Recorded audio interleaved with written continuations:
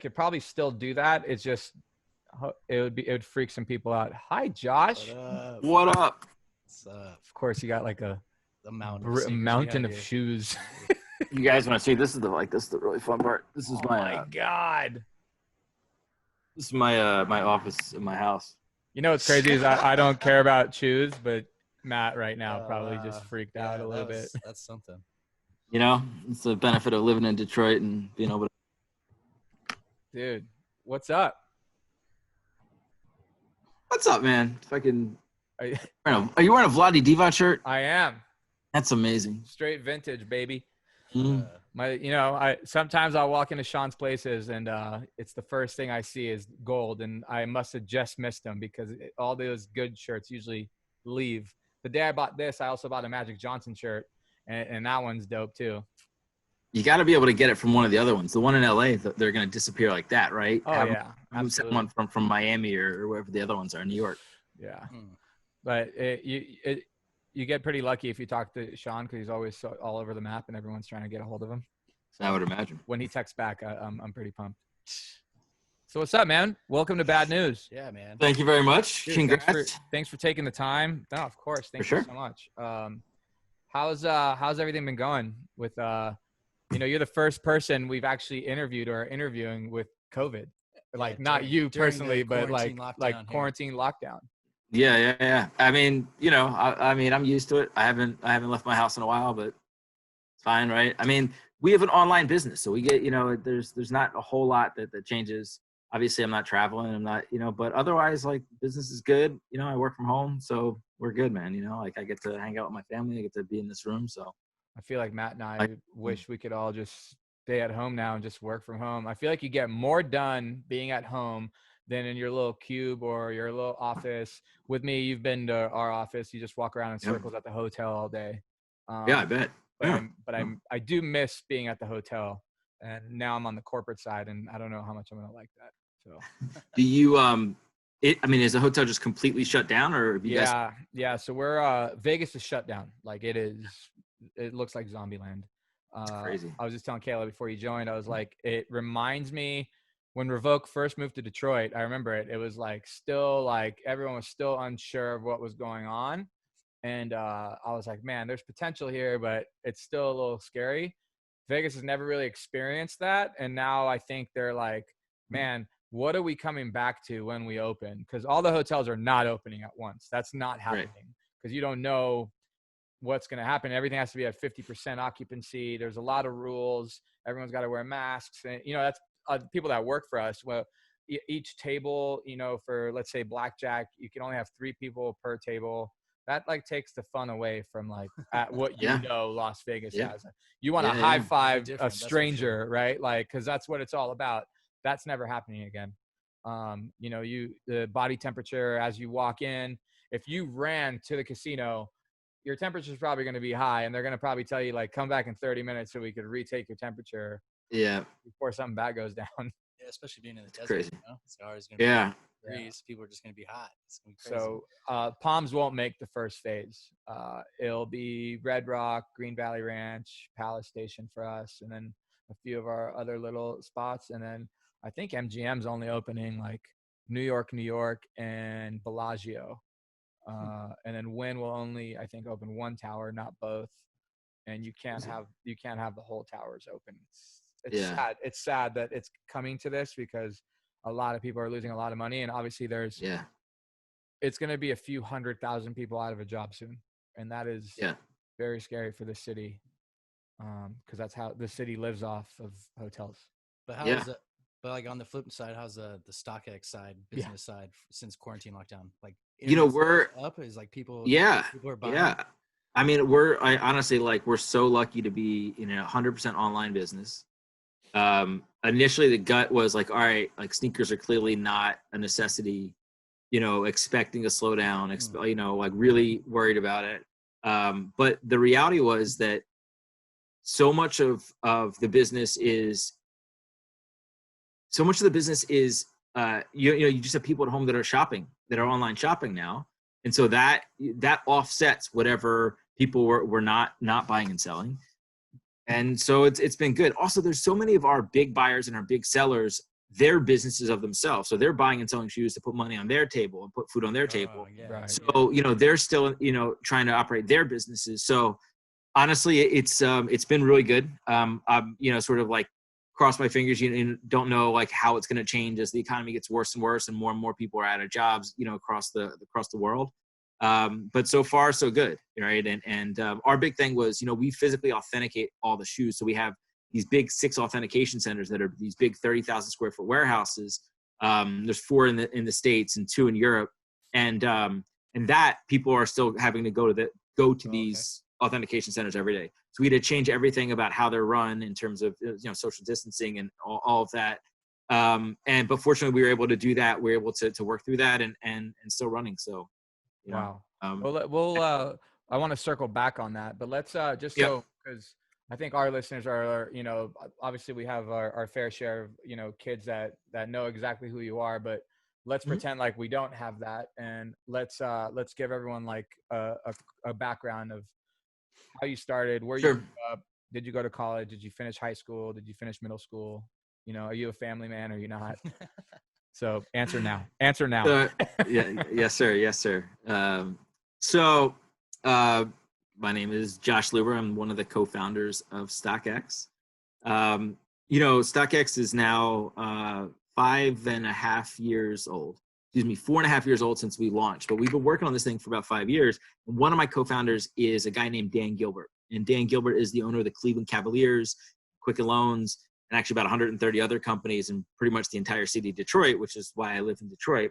And the short version of a really long story is that Dan and I basically had the same idea independently. I'd never met him. I'd never been to Detroit, but we basically had the same idea to create a marketplace for sneakers.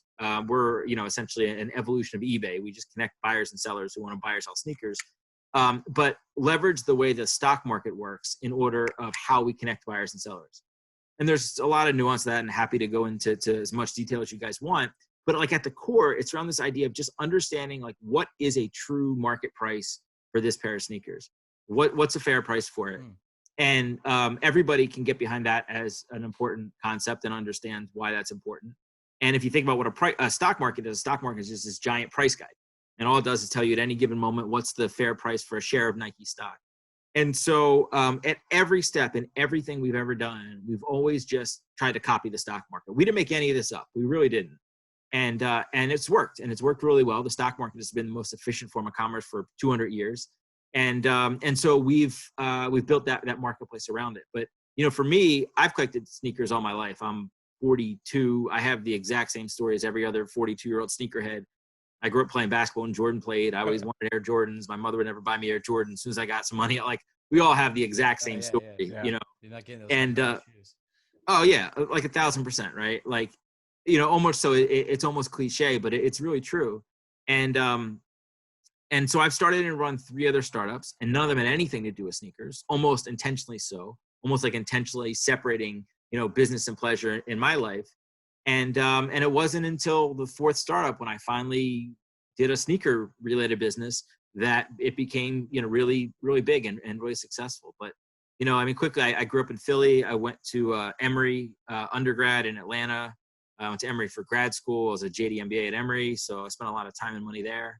But like in between every corporate job, every school, every whatever, it was always startup gigs. It was always different hustles that, from baseball cards when I was a kid to selling candy in school to, to different startups. And, whatever happens at StockX, I'm sure that, we have a long way to go in the big vision, but it'll just be what startups next, right? Like that's just the nature of it. And maybe it'll still be in sneakers and what we're doing, or maybe it'll be something else, but I'm just a startup guy at heart. So I don't know, that's the short version.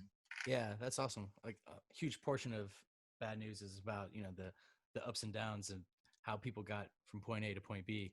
So it's always nice to hear that this wasn't the first startup, that there was maybe a few, a handful, a couple that were, a couple that didn't down along the way that really, so don't get discouraged after the first one.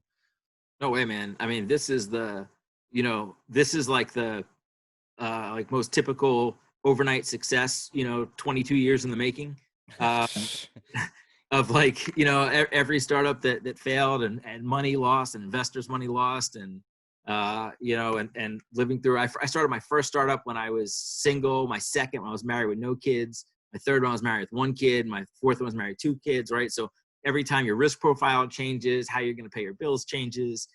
You know, all of that. And, you know, and knock on wood, you know, is going really great at StockX, and hopefully I have different risk profile for, you know, moving forward. But yeah, man, like none of the others are anywhere near the success of StockX, but I don't think I would have been able to create StockX with that, because you learn so much from those that you can't leverage that knowledge until the next one. Right. You know, when you're in that process. And so, you know, I think it's pretty typical for any successful companies, any successful entrepreneurs to have some of those, you know, failed startups along the way. Have you, how did Dan Gilbert get like in touch with you? How did that friendship start? Yeah. You know, it's crazy, right? Like Dan's got no ties to sneakers whatsoever. Right. It's been 5 years and I literally can't get him to wear sneakers. Right? But Dan had always had this much bigger idea around a stock market of things, right? You know, we met at sneakers, but I was very ground up, had you know, been in sneakers all my life, and was like, oh, you know, this would work really well for sneakers. And Dan was like, no, this should be how the whole world works, right? This should be the future of all e-commerce. I was like, hell yeah, I'm on board with that. Like, let's go build that. And what had happened was, after I shut down my last startup in the crash of 0809, and I moved from Atlanta to New York, and I took a job at IBM. And I never thought in a million years I'd go work at IBM. But I take a corporate job there during the last, I mean, we'll see what the economy looks like in a couple months, but yes, you know, the couple weeks. Yeah. Right. But, you know, but basically until now, the worst, you know, economy of our lifetime. And if you're a startup guy and you go work at IBM, man, the first thing you do is you start working on stuff on the side. And so I was there, I was doing all this data work like any other consultant. And I created a business on the side that was called Campless. And Campless was a sneaker price guide. It was like the Kelley Blue Book or Beckett or sneakers. This is 2011, 2012, 2013, scraping eBay to basically build this price guide. And, you know, there was not a really big business there, but there was people that were using it. And we were doing real analytics, and people used us as a price guide. And so the short version is Dan independently went out and wanted to create a stock market for sneakers and put together a team, unbeknownst to me, these 4 startup guys, really good product team, but none of those guys knew anything about sneakers. So they start working on the business. They get a week into it, and they're like, well, hey, you know what? We need a sneaker guy who's a sneaker guy to help us run the sneaker stock market. So they go out, they do some research, they find Campless, they find me, we get together, they invite me to a Cavs game, and we get together and basically figure out that we're both trying to create a sneaker stock market. I mean, the level of serendipity was just like, so it was nuts. The fact that, because I talked to everybody in the sneaker industry, Nike, eBay, Foot Locker, Complex, like Flight Club, you name it. I talked to everybody, and there was never really a good fit. You know, I never felt it. And by the way, like it made sense, and I don't fault any of them. Like I went in there with this idea, hey, I want to create a stock market for sneakers, and Nike's like, yeah, no, that's not what we do. We sell shoes. Like, you know, can we use your data to sell shoes better? Right? Fair enough. And so it was a crazy thing. And so it couldn't have been more perfect. And so we got together. I ended up selling Campless to Dan and becoming partners with him and turning Campless as this data layer into StockX as the marketplace. And that was 2015 that we got together and started working on this. Yeah. And so you guys do more than just sneakers now at StockX, right? What you guys do? Collectibles, watches, jewelry, things like that. Yeah, you know, moving into some other realms now next too, right? Yeah. By the way, before he says anything else, I love how it was a year ago you came to visit me or whatever, and you were out there for a baseball card show, and now it's the most talked about thing in the world. I was telling Matt yesterday, I had a little barbecue at the house, and he's like, "You see Josh Fidesz's cards on?" Yeah, the Tops collaboration. I was like, "Oh my god!" You know, and I was like, "Bro, Josh Luber told me about this a year ago that baseball cards are like next. Everyone's gonna be collecting baseball cards again." Yeah, that was a year ago. Yep. Yeah. I've basically been right twice in my life.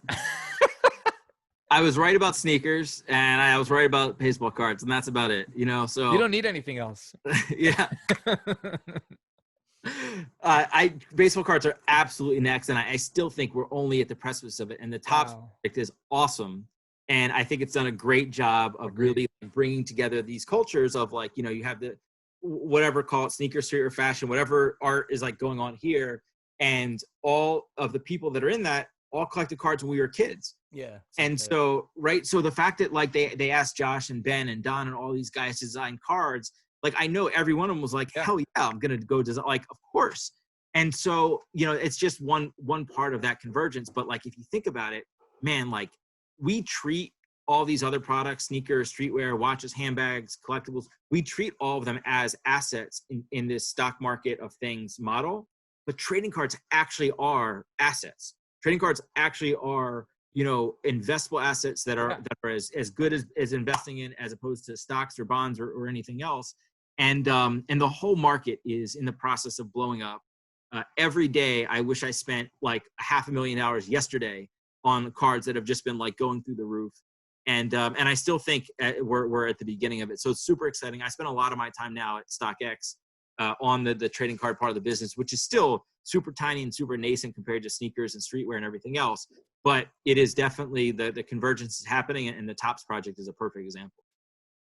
It's crazy. So sick. It's so sick. Yeah. It's just because. So you tell me that all the cards that I still have, there's a possibility that they might be worth something. Because, you know, all those times people are like, oh, they're not, you know, maybe if you're your dad's generation, those cards would be worth something. Anything after 75, you know. So Josh, let me ask you this: Are you verifying cards too on StockX like you do with sneakers? So not exactly. So let me see if I have. Oh.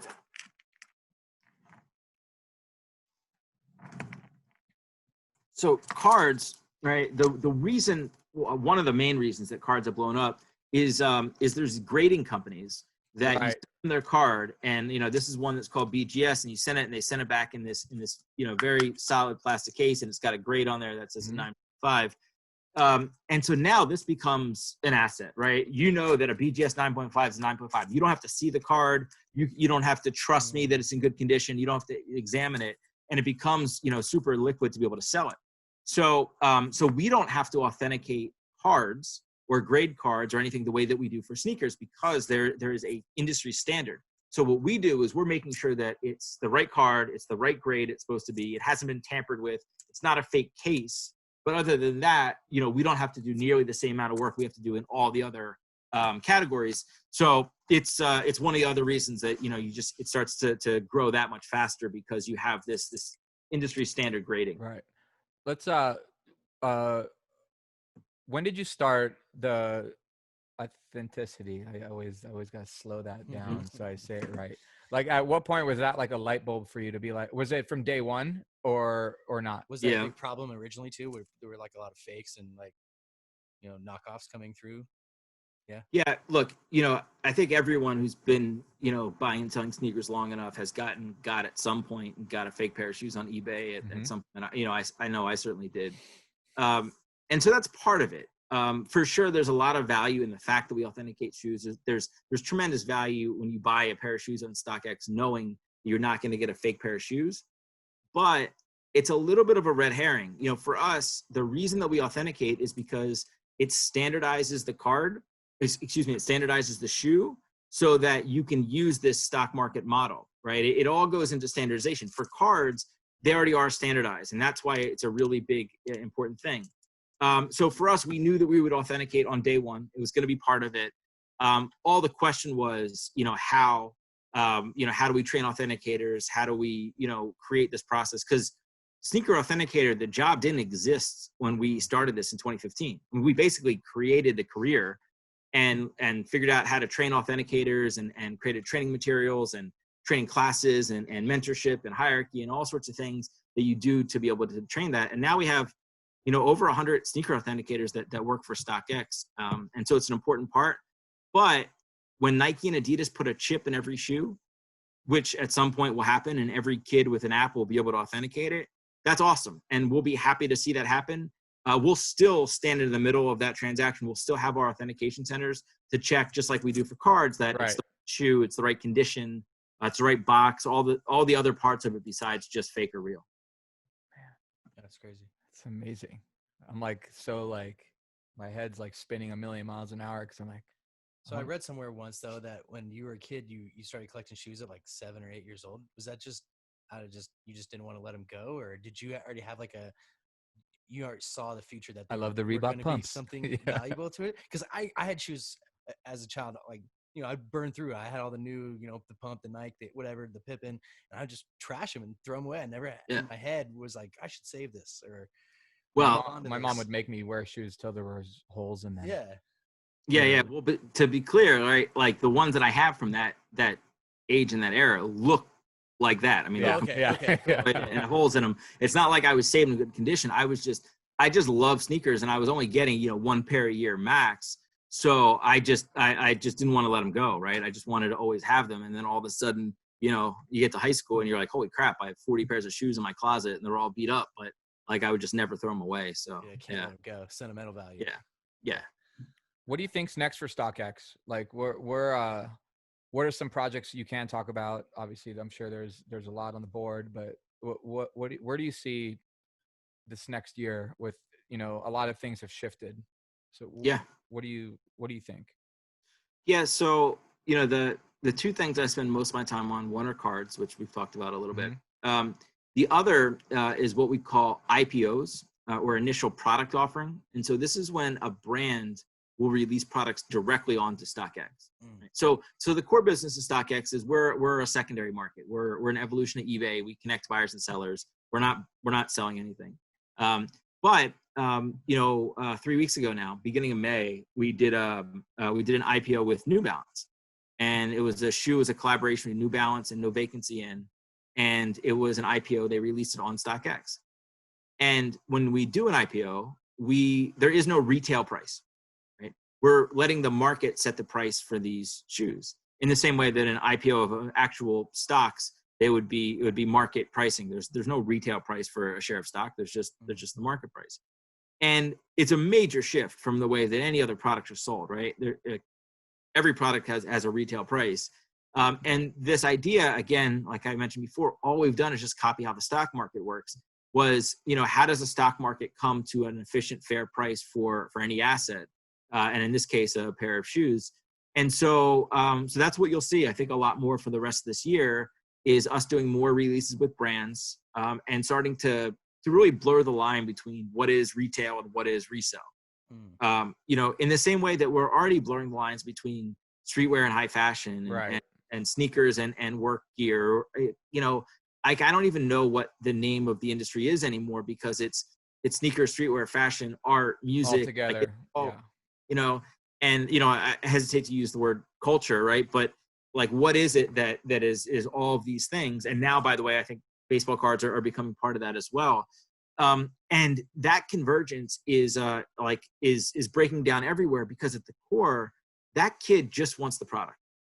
For sure. They don't care where they get it. They don't care if it comes from StockX or Foot Locker or Nike or New Balance, right? They don't care what the price is. They're willing to pay a certain price for it, and that's fair. And in the same way that they don't care that if you know, this is this high fashion or streetwear, like they don't care. They want whatever this thing is that Virgil made or whomever. And so that convergence, I think, carries through as we continue to work more closely with brands and release products, that you get to a place somewhere in the future where every Monday there's 30 products that are IPOing on StockX. And this is just how they get released in the market. And then they just continue to trade, and we just become, again, the market for it. And so I think that that's kind of the future of StockX. And to be somewhat cliche, I think all e-commerce for certain products, not for all products, for certain products, it just, you know, you let the market set the price for it. And so it's kind of fun to think about sort of how this evolves, and again, sort of just mirroring how the stock market works. So is there an advantage to like getting in early on an IPO? Like, is whoever the collab is with, and they set the first initial price, is it usually in Yeah. retail? I mean, lower? So like in so we've done 4 or 5 IPOs so far, and we'll have more, but in every single one, what's happened is that initial IPO price, the clearing price, has been greater than what the retail price would have been, but less than what the ultimate resale price is. Yeah. So, so basically if you win, you're going to pay more than retail. Like, so the New Balance one we just did, retail on that would have been like 120. The clearing price was $415, which is really high. But then resale has been between 600 to 700. There were only 400 pairs of these, so they were super limited. So, you would expect them to be a lot. So if you got it for 415, well, you paid a lot more than retail, but you still got it for less than it's worth. Yeah. So you could flip it for 700 if you want, or you could keep it knowing that, you still got it for less than what the value is. So it's a really just efficient, fair process that gives everyone the same fair shot. And so there is definitely value in participating in the IPO. And whether that's to make money or whether it's just to make sure that you have the product. But compare it to if it had been a retail release, right? With only 400 pairs, the retail release, it would have been impossible to get a pair. You would have had to know the guy at Palms that makes shoes with Damien Hirst to get a pair. You had to grease $400 worth of Palms to get it. Yeah. That's hilarious. I don't ever want to do those again. That's the point, right? That's the point. You guys made this amazing product, but then had a horrible time trying to distribute it because you just had so many more people that wanted it than have, and that's just not a good situation. Yes. What's the craziest thing you've seen on StockX, Josh? Like, something that you thought was going to just be because, like at this price range, and then all of a sudden it just like exploded.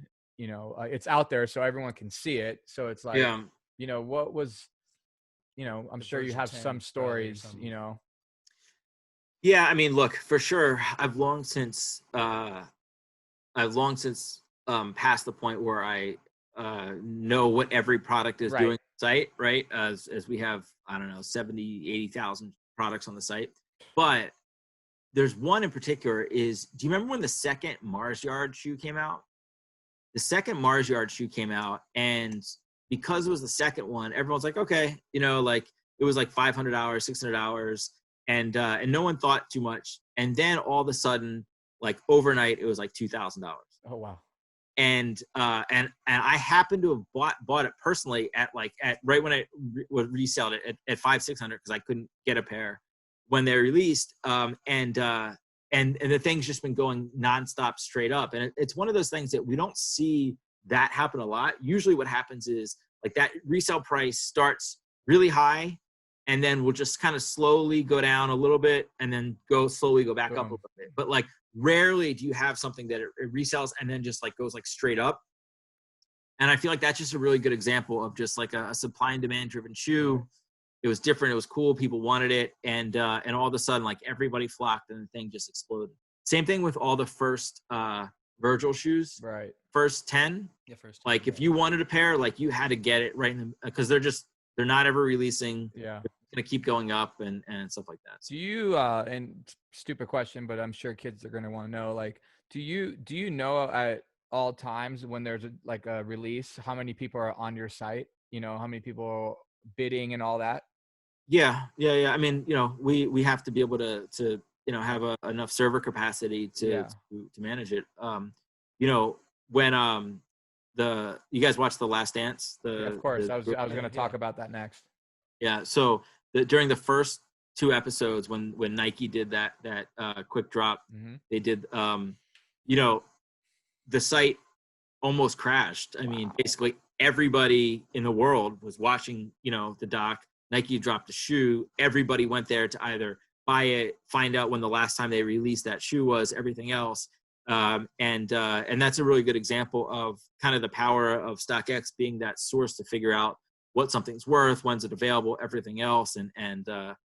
So, that's a big part, a huge part of getting to be a big company and then scaling it and continue to grow is all the stuff that people don't see. Right. All the engineering, capacity and work that does to make sure that we don't crash when something like that happens. That, if that had happened to a company, to us and the infrastructure when in our first year, we definitely would have crashed. Right. But we didn't because, we have a lot of effort that goes into it now. That's crazy. It's funny. I just finished this book called No Filter. It's the Instagram story. And they talk about when they first started and the first time they ever like almost crashed was because of Justin Bieber. Like that's how much power Justin had that like they had a server just for Justin Bieber. Like, and then, you know, Scooter called them, you know, Kevin and the other guy, and was like, yo, we want in. And they were like, no. He's like, well, Justin just won't ever Instagram again. And he actually left for a while, but it didn't matter because at the time he was with Selena Gomez, and she was Instagramming. So, but the server things, I really like that chapter of like, your world can end within seconds if you are not on top of it. And I look at StockX like that because you guys are still growing at such a crazy pace. You don't even know what the sky is the limit, because you can go anywhere with it. It is honestly still feels like day zero, right? In terms of not only the size and the scale, but just in terms of like the vision and what we think this can become, in terms of the different products we can have, what happens when you start to IPO products. You know, today, you know, if you won the New Balance IPO, you pay for it and we would ship it to you. But the way that it'll work in the future is you win an IPO for whatever product, you'll get a page and it'll say, would you like to take possession of this, or would you like to resell it? And if you want to take possession, we'll ship it to you. But if you want to resell it, you'll never even take possession of it. Right. Literally, you'll literally be day trading sneakers and cards and everything else, right? Because it's just the natural evolution of that experience of some people, if they're going to sell it, what do they need to take possession of it for, right? It's just wasting time and shipping and gas and boxes and all that.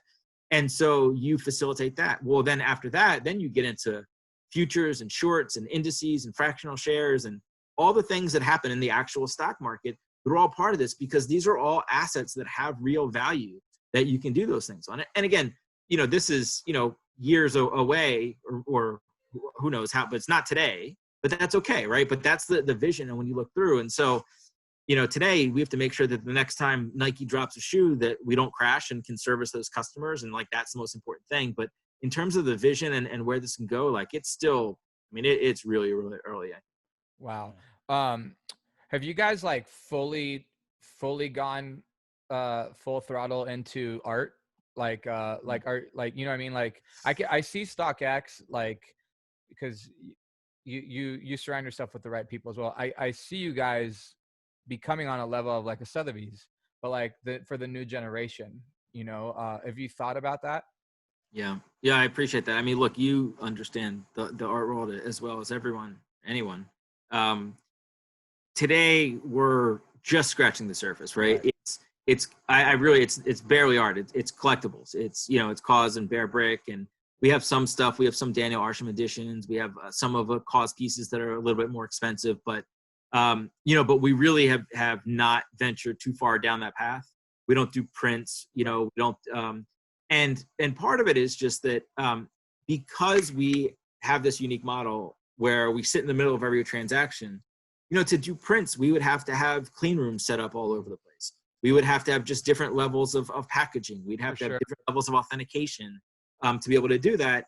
And, you know, and as well, you know, there's not that we're, you know, look, our process is, our goal is to make it so sellers can sell and buyers can buy. But still, like, you know, in the art world, we would want to make sure that you don't have the wrong people on it. Absolutely. And, you know, like everything that goes on to that, because like it has to be legit. You know, when it was sneakers, it was fine. It was just me, and I know sneakers, and I've been in that all my life. But when we added Supreme, we didn't add Supreme for a year and a half because we didn't have the right person. Like I'm not an expert in Supreme. I don't know that stuff, and so we weren't going to add that until we had the right people who understood that product and the culture and the customers and the authentication, every part about that. And I feel like there's probably no area that's more important than art. So when you combine those two things, like it's an area that we'll get to, but like we're not too far into it yet. I'm definitely looking forward to it. I need somebody to like legitimize the art market. Yeah. I feel like StockX. Because, you know, like I love Cause, I love Daniel, I love all these guys, and I just think the younger generation, they don't know Sotheby's. You know what I mean? Like they don't get it. Christie's, like, yeah, sure, I follow those people, but it's cool. You know, certain friends of ours, they go on there because they can flex and buy some big stuff. But I feel like StockX could make that cool. I think you guys should definitely like look into it even harder and work on something in the future of like making it cool. Like a print is released on StockX. That's when you know it's real. You know what I mean? Yep. Like we're releasing a print 150, with StockX. It's, and you get the right people with you, just like you have the right Supreme guy and you'll have the right print guy, Yeah. and then you never know, man. Like this thing could become so serious. We never leave our house and everyone just buys from, websites. And it's like, that's how you go. StockX is also a gallery and you're going to Yep. go buy art there. Yeah. Yeah. Yeah. No, I think that, the way that we go into art, it may be just through IPOs. Yeah. Right. Whereas to put on the secondary market and do prints, there's so much that goes into authenticating, transporting, shipping, making sure the seller sends it the right way to us, making sure that maybe the right way to get in there is just directly through IPOs. And then we can manage that, better. We know it's legit. It's coming from the artist or whomever it is. So there's a lot of those things we're thinking of. But by the way, to your point on who knows how long this lasts, I think part of what's happened is anybody that would have bought these products, anything that we sell in a brick and mortar store, I think now is looking for online options, right? Oh yeah. You can't. And so I think that also goes to show that, just for StockX and for other online businesses, we're just in a fortunate position to be able to take advantage of that and do that. And so we'll see. So that might dictate, some of the other categories we go into. But, if Palms doesn't ever open back up, then, I'll be moving to Detroit in no time. Yeah, we'll talk about it. You got to figure out, someone side note, that knows the art world. I did want to ask, like, what was Detroit like before this all took it, and like what's it been like after this? Like, me and Tall talked about Detroit a lot on the podcast about how it was almost seeing like a resurgence and some a boom in a sense, and like how we were wanting to get out there ourselves and check it out before it became like the next gentrified Brooklyn in a way, Yeah. Is that still kind of happening, or you see like maybe since this is happening, they're gonna have a, I guess. Well, yeah, it's interesting. Tal, you're mentioning some of the different regulations in Vegas in terms of opening back up. Yeah. We're going through that right now, right? I mean, we're having meetings with, not only for us, but Dan Gilbert, Quicken Loans, and the Quicken Loans family of companies, has done a lot to revitalize the city of Detroit. And I think there's maybe 15, 16,000 people just within the family of companies that work in downtown Detroit. So we're doing this together to figure out, what does that look like? How do we go back in there? Is it, 2 people in an elevator? How many people in a bathroom? What do common areas look like? All of those sort of things to get back to that. But for sure, before all of this, every day, Detroit, there's a new restaurant, there's a new building, you can't buy anything in downtown Detroit. There is no open office space in downtown Detroit because of what Dan and other people have been doing the last couple of years. But obviously, the whole world halted. So, no one's going out to eat, the whole thing. So we'll see what it looks like, but for sure, we're trying to figure out how and when we can go back to work downtown. But that's still very much TBD. From bouncing around like in places like being in Atlanta and then New York, when they said Detroit originally, did you kind of get hesitant about Detroit? Oh yeah, so long 1,000%. I never do this in New York, or we could do this in somewhere else. New York sounds really good right now. Maybe it's not too far. I had never been to Detroit. I'd never met anyone from Detroit. I never even thought about Detroit. And one day I'm literally on a plane with Dan heading to Detroit, and I was like, am I going to meet Isaiah Thomas? Like, that's like my whole reference. That's all you can think about. Yeah. like Bad Boy Pistons. But I was blown away because I had this perception in my mind of what it was like. But, it's like a startup city. And by the way, that was 2015 and it's night and day from 2015 of when I was there. But I very quickly realized that if I was going to partner with Dan, he wasn't going to move his whole empire. I was living in Philadelphia at the time. Right. So there was no choice there, right? It was clear that I was going to go move to Detroit to work with him. But I got to say, it didn't take very long for me to be a complete convert, because honestly, if you're a startup guy in any way, it's a blast to be part of a startup city Right. where you're doing that. And obviously, right now, notwithstanding, but generally it's fun to be that. And to start when I first got here, we were the ones who were benefiting from the rest of Quicken Loans and all of Dan's everything else. And then we've grown to the part where now you know, StockX's name is on the side of the building. Mm. And, you know, we get to be part of that story and to hire people and bring people to Detroit and everything else. And so it's kind of an interesting role reversal. And frankly, it's a little bit humbling to be in that situation where we get to be one of those, you know, sort of highlight companies for Detroit. So it's a pretty cool place to be. Ford Motors in a sense, you know, like Man, it's blind. how do you know how many people work at StockX, Josh? Like, yeah, I mean, it's right around 1,000. that's amazing. You know, I forget the exact number. So it's right around 1,000, which honestly, like, it's you can only think, like, you can only do that in the abstract.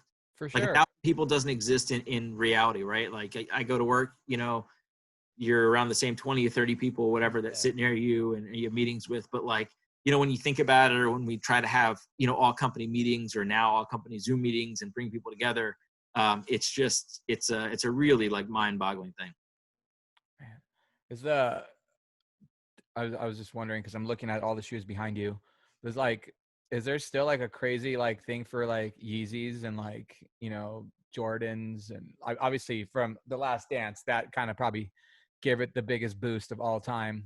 You know, Yeah. probably the best documentary I've ever seen. It was amazing. It was insane. yeah. It was insane because you grew up, like, I grew up in a Laker house, you know, but then like you always respected the Chicago Bulls, right? And like, I always loved Scottie Pippen, but I didn't know any of that. You know, Yeah. Dennis Rodman, like these guys had the best stories ever. You know, It was good. It was also, I thought they did a great job of saving the whole Steve Kerr, all his story till the end. yeah. And the Kerr became, you know, but that was great. Yeah, the similar dad issue. Yeah, he got jumped Uh-huh. into the crew is what happened. You know, because I was like, man, because I was like, they're not really talking about him in Kerr's. He's crushing all these fools right now. Yep. Yeah. No, it was great. And, you know, obviously, you know, grew up around our age, and I knew a lot of that, but there was still a lot I didn't know. Mm. And I thought that was good. I kind of went into it, was like, all right, like I'm going to know, you know, 98% of this stuff. And there was a lot of footage I hadn't seen. There was definitely pieces I didn't know. And so that was great. Yeah. When they got into the gambling, I was like, yeah, let's go into here. Let's stick around. I feel like they did. I feel like we could have gone deeper into that. Right? I mean, look, I you know, MJ was a executive producer. He was clearly, you know, had to sign off on all that. So it wasn't going to go too far, but I do think it was good. But, you know, your question around the products though, like the doc had a massive impact, not only on sneakers, but on cards too. In fact, it probably had a bigger impact on cards. Scottie Pippen rookies, before the doc was announced, you know, remember it was going to be during the finals. They moved it up during COVID. Before the doc was moved up, Scottie Pippen rookies sold for about $50. By the time the doc started, by the time we got to episode 1, Pippen rookies were $650. Right? All Jordan cards are basically like 3x what they were before the doc started. It's crazy. And, you know, for sneakers, it impacts more in volume than it does in price. Price, you know, stuff move up a little bit, but just in terms of volume of just, we've sold so many more Jordans during that time than we would have otherwise. Yeah, I mean, it was very, very clear. But the rest of it is, you know, the same thing it's always been, right? Like Yeezys, Jordans, you know, all Virgil stuff, anything Travis creates. Right. You know, that's all the big stuff. But Yeezy 350s are mass market shoes now, like for sure, right? And they still resell for a lot on StockX, but they don't resell for super high premium prices because Adidas puts out so much supply at retail. So if it's like a 250 shoe, it might resell on StockX for 275 or whatever it is, right? But it still does big numbers in volume, just not in price. Let's touch real quick about, like, how does your bidding structure work? How does a kid go on StockX? He's at school, right? And someone's like, I'm either on GOAT or I'm on StockX, or like, what does the kid have to do? You know, like, what are the rules? Why? How does the bid work? Yeah. So we use what's called a bid-ask system.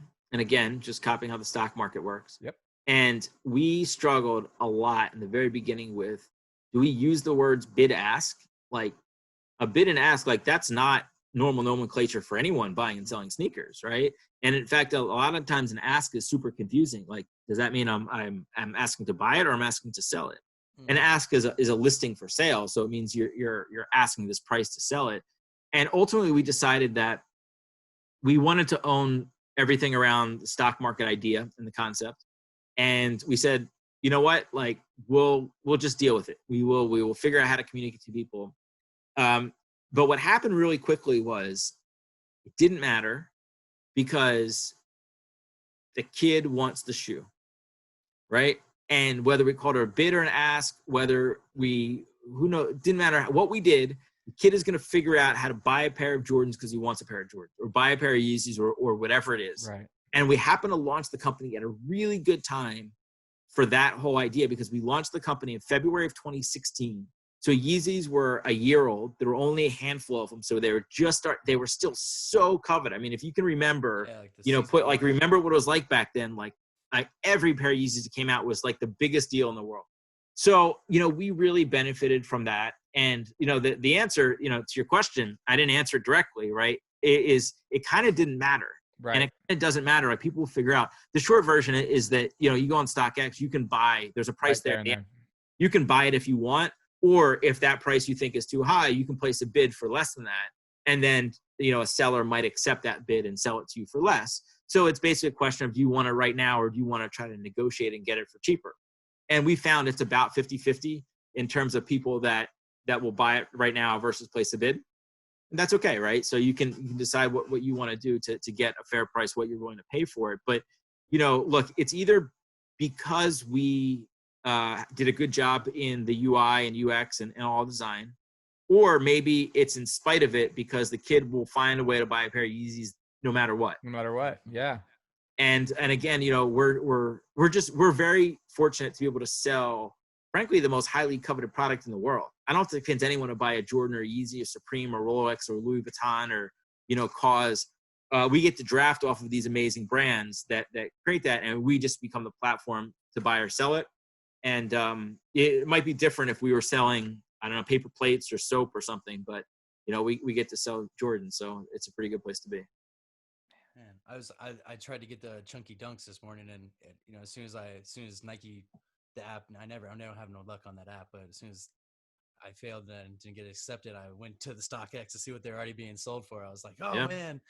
And sure enough, they were nice. I was like, they kicked myself. It's like you want to go and hunt those out, because when you did Campless originally, how were you storing the information? Was it like a online you go on, or was it like a PDF you downloaded, or how did you? Because remember the Beckett's you had to go and buy and look it up. And the Beckett issue changed every few months, or. Yeah, in the beginning, it was really just a blog.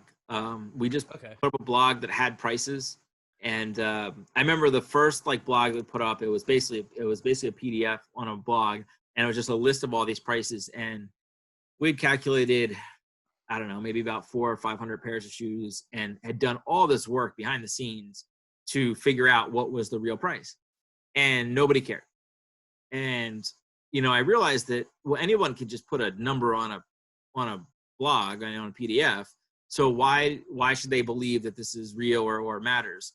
So then the blog transitioned to being more these, these essays that were basically analyzing the market, and the amount of math that I put into these blog posts was over the head of 95% of the people.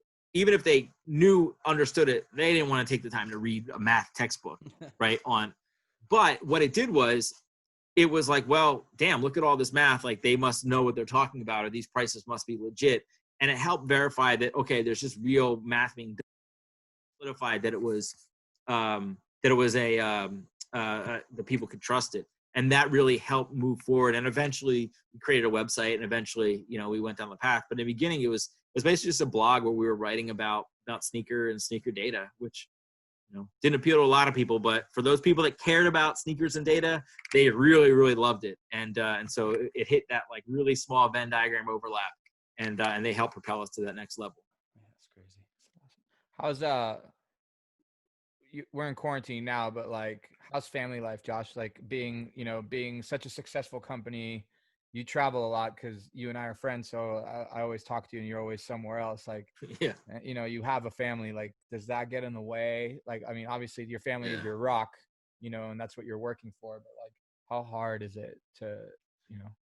Yeah, honestly, the best thing about quarantine has been that since March 13th, I've seen my kids every single day. Yeah. Which definitely has not been a run like that since I started StockX. Not even close. Right. I was before everything ended or shut down. I was probably on the road between 50 to 60% of the time, sometimes more. And my kids are now at the age where they know when I'm gone. My daughter's almost 8. My son just turned 5. So they know if I say that I'm going to be gone for 3 days and I'm gone 4, that they know that I was gone an extra day, right? So that stuff is tough, and I definitely missed a fair amount of things in between. But it's also one of those things that you just gotta, frankly, you FaceTime. There's ways that you can manage it, which help. But honestly, like obviously, I want to for the world to open back up and get back, and we may never get to the point where we're traveling anywhere near like. And by the way, how much do we all just like take for granted that we used to just go to restaurants?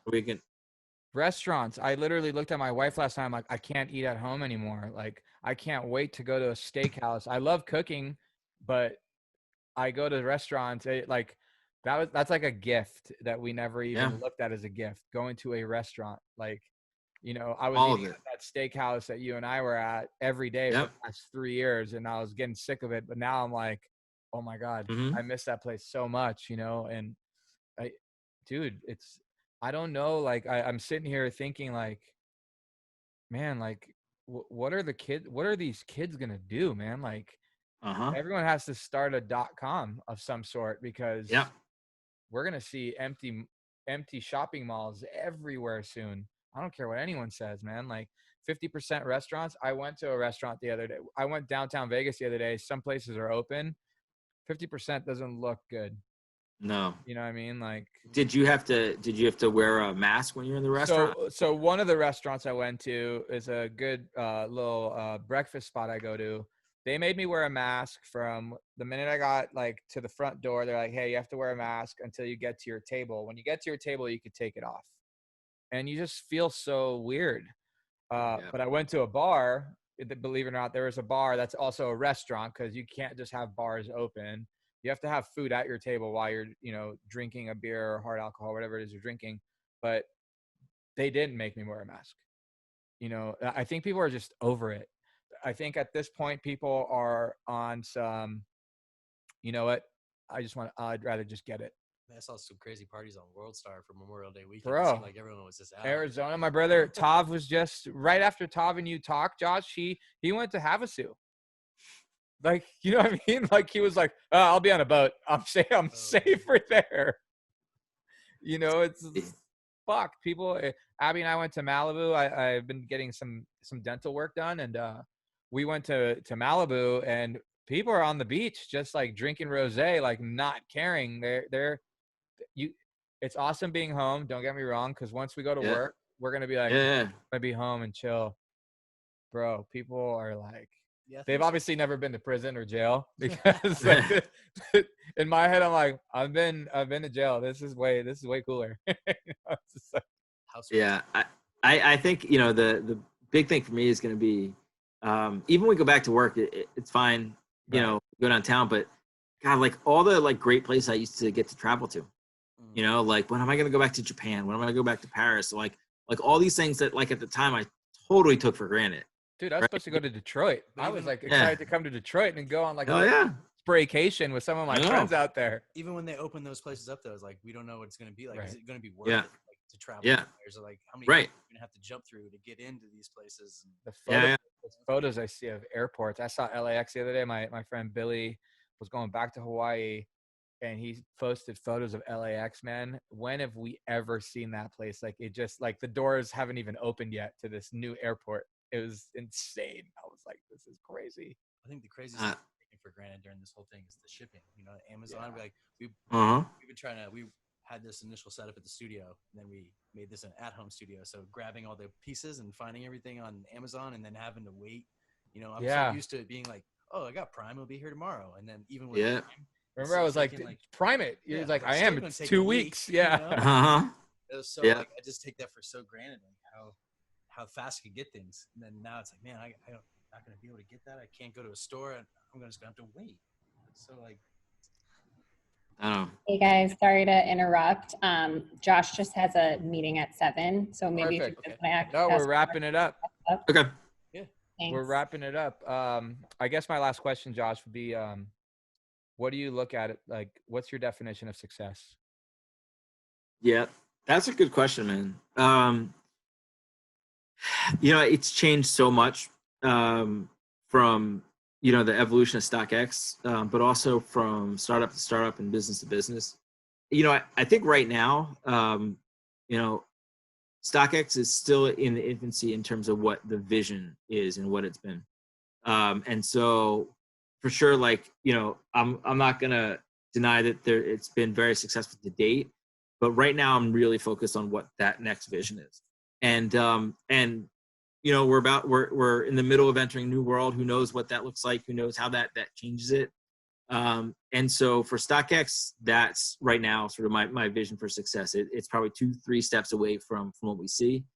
On the personal side, it's honestly, it's about my kids. Like yesterday or 2 days ago, I taught my 5-year-old how to ride a bike, and I haven't felt that good about something in 8 years, probably, like since. I mean, it was unbelievable, and I involuntarily was like cheering and yelling, and it was absolutely amazing. And so I'm trying to appreciate that as well. I know as soon as we go back to work and as soon as we get back on the road, I'm gonna like regret the time that I get to spend with my kids and everything here. So that's really the focus of it on a personal side. Awesome, man. Well, Josh, thank you so much. yeah, man, It means a lot to us that you took some time, and I hope to see you in Detroit or in Vegas really, really soon. Yeah, man. Me too. Thank you very much. I appreciate it. Congrats on the podcast. Thank you so much, man. You guys got up and running remotely. Yep. and doing it. So if we can help in any way, just ask. Appreciate it. Thank you, Kayla. See you guys. Thanks, man. Yep. Bye. Thanks. Hey, yo, bad news. Fuck going on?